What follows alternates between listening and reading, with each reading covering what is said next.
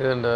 നമ്മൾ 112 എമർജൻസി സർവീസിലേക്ക് നമ്മൾ വിളിച്ചാൽ അല്ലെങ്കിൽ 100 അല്ലെങ്കിൽ 112 ഇതിൽ വിളിച്ചു കഴിഞ്ഞാൽ ഉടനെ തന്നെ നമുക്ക് ഇപ്പോൾ ഇതുപോലെ തന്നെ ഒരു മെസ്സേജ് വരുന്നുണ്ട്.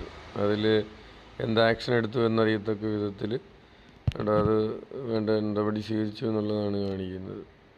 ഇത് മാത്രമല്ല, നമ്മൾ വിളിച്ച് കുറച്ച് കഴിയുമ്പോഴത്തേക്ക് DGPയുടെ ഓഫീസിൽ നിന്ന് തന്നെ അവിടുന്ന് ഒരു ബന്ധപ്പെട്ട ഉദ്യോഗസ്ഥൻ നമ്മളെ വിളിച്ച് കാര്യങ്ങൾ തിരക്കുകയും ചെയ്യും.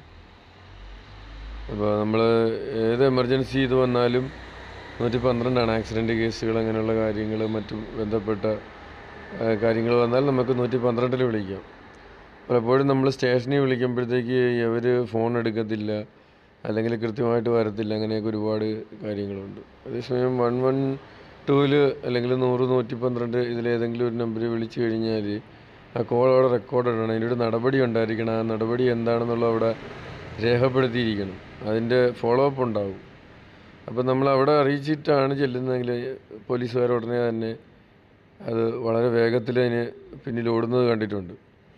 ഒരിക്കൽ ഞാൻ പോലീസ് സ്റ്റേഷനിൽ ഒരു കാര്യവുമായിട്ട് ബന്ധപ്പെട്ട് ഒരു ആക്സിഡൻറ്റ് കേസുമായിട്ട് ബന്ധപ്പെട്ട് ഞാൻ വിളിക്കുകയും മറ്റുമൊക്കെ ചെയ്തിട്ടൊന്നും നടപടി ഉണ്ടായില്ല. അപ്പോൾ ഇവരറിഞ്ഞില്ല. ആദ്യം ഞാനിത് 112 പറഞ്ഞിരുന്നു എന്നുള്ളത് ഇവർക്ക് അറിയത്തില്ലായിരുന്നു.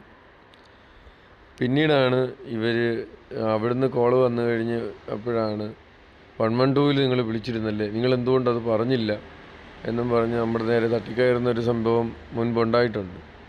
ഇവിടെ എറണാകുളത്ത് വെച്ചിട്ടാണ്. കോട്ടയത്ത് വെച്ച് ഇതുപോലെ തന്നെ ഒരു സംഭവം ഉണ്ടായിട്ടുണ്ട്.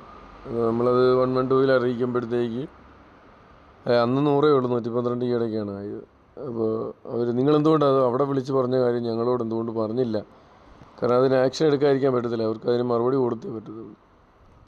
വളരെ നല്ല റെസ്പോൺസാണ്. പണ്ട് ഞാൻ ഇവിടെ ഇതുപോലെ തന്നെ 100 വിളിച്ചിട്ട് ഒരു 1.5 വർഷം മുമ്പാണ് എൻ്റെ ഫാദറുമായിട്ട് ഞാനിങ്ങനെ യാത്ര ചെയ്തുകൊണ്ടിരിക്കുമ്പോഴാണ് അപ്പോൾ ഒരു ആക്സിഡൻറ്റിൻ്റെ വിവരം ഞാൻ വിളിച്ചറിയിച്ചു കഴിഞ്ഞപ്പം അത് കൺട്രോൾ അവിടെ ഇരുന്നൊരു പെണ്ണാണ്, ഒരു ലേഡി സ്റ്റാഫാണ്, പോലീസുകാരി.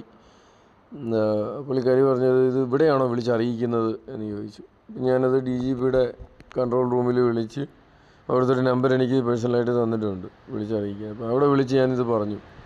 നമ്മൾ സാധാരണക്കാരുടെ സ്വത്തിനും ജീവനും സംരക്ഷണം നൽകാനാണ്. അപ്പോൾ ഞാനിങ്ങനെ വിളിച്ച് കഴിഞ്ഞപ്പോൾ ഇവരിങ്ങനെയാണ് പറഞ്ഞു, ഇവിടെയാണോ വിളിച്ച് പറയുന്നതെന്ന് ചോദിച്ചു. അത് മാത്രമല്ല, ലോക്കൽ സ്റ്റേഷനിൽ വിളിച്ചറിയിക്കാൻ പറഞ്ഞു. എനിക്കിങ്ങനെ ലോക്കൽ സ്റ്റേഷനിലെ നമ്പറുകളൊന്നും എൻ്റെ കയ്യിലില്ല.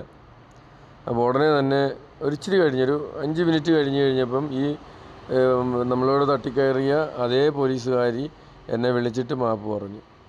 അപ്പോൾ നമ്മൾ കുറേ കാര്യങ്ങൾ ആക്ഷൻ എടുക്കുമ്പോൾ